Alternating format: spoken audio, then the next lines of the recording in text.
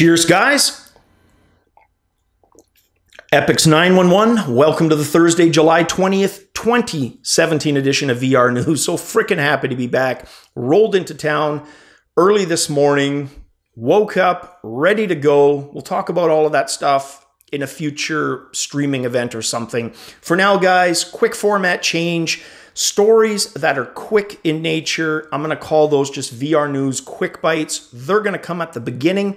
The regular format for more in-depth stories simply following that. So with that said, guys, let's dive right into VR News, starting with this first quick bite. So Obduction from Myst and Riven developer Cyan Studios released last year for both Rift and Vive, their official website, stating that a bundle with both a regular PlayStation 4 version and a PlayStation VR version is going to be released August 29th for $29.99 US. Those of you in the EU with a PlayStation VR, you've got a pretty decent sale going on right now. Total of about 30 games being discounted. One of those, Star Trek Bridge Crew, 25% off, basically £30 for that game.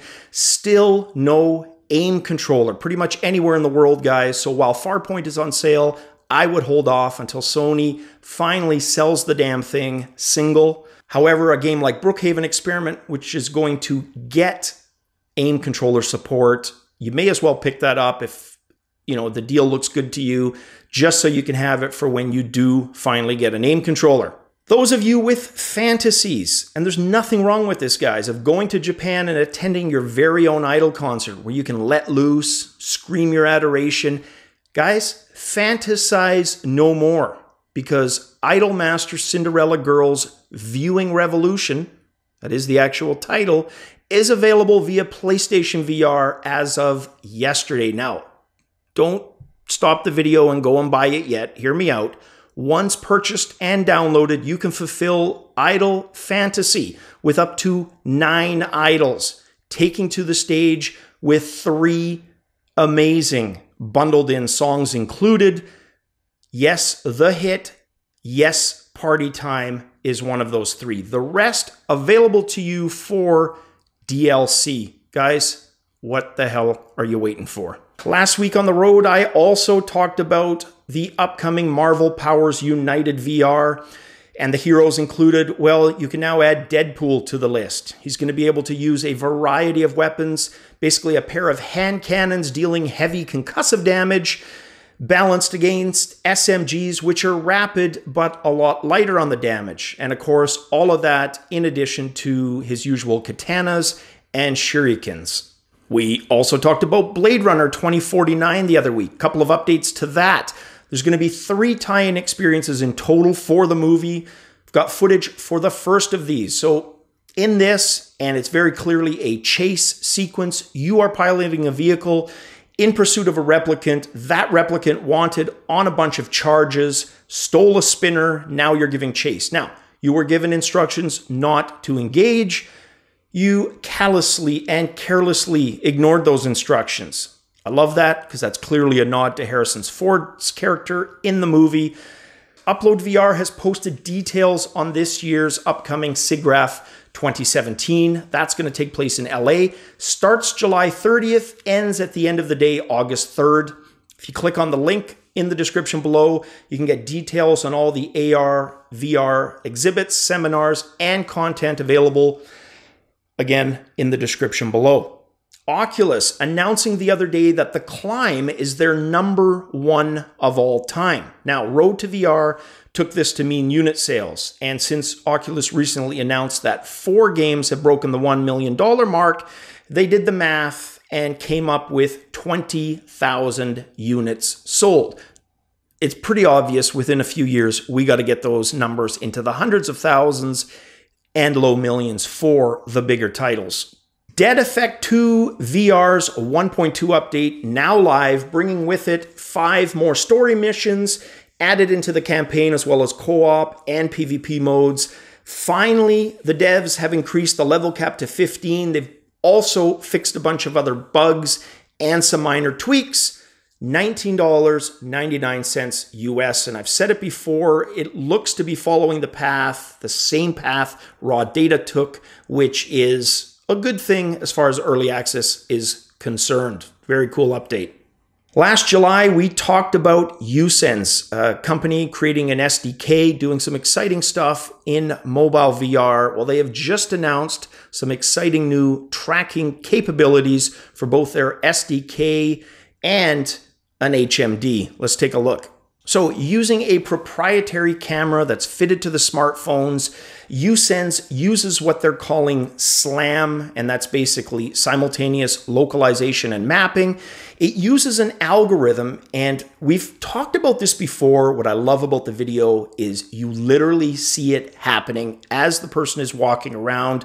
The environment around the user is continually being mapped, and the phone's real-world position measured against those new items coming into view. Effectively, you are able to move forwards and your phone continues to scan, registering changes and moving the virtual image in relation to all of that. And just my 2 cents on that, guys. We've talked before about there being some overlap between mobile and tethered solutions. And we know the obvious. The tethered solutions tend to be more powerful. The mobile ones, not so much. They are weaker on the tracking front. The tethered, better, but more bulky. Advantages and disadvantages to both. But I think both are equally important because at some point, all of the advances on each side are going to converge. We're going to get units that have benefited literally from the life cycles of all the mobiles that came before it and all the tethers that came before it. So for me, super exciting. And a perfect example of exactly that, guys, is this technology being created. This is an HMD called VRHero. And sadly, it's from a group calling themselves VRgineers. Why, guys? Anyways, David Jagno of Upload VR, he was able to test the unit and its big claim, which is 5K resolution. Let's dive into this.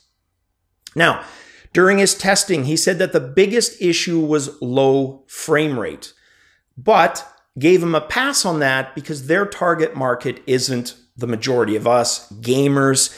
It is industrial and enterprise clients where the resolution is ultimately more important than the frame rate. So it might be 360-degree video content or VR training simulations, that type of thing, much more important to have the higher resolution. And he said despite the low frame rate, the 5K resolution was jarring at first. He didn't realize how accustomed he'd actually gotten to the frame door effect until trying this 5K unit. Currently, it sports an LCD dual display, but it's going to have OLED later this year. And of course, with OLED, you've got much more vibrant colors that you can pair with that 5K resolution.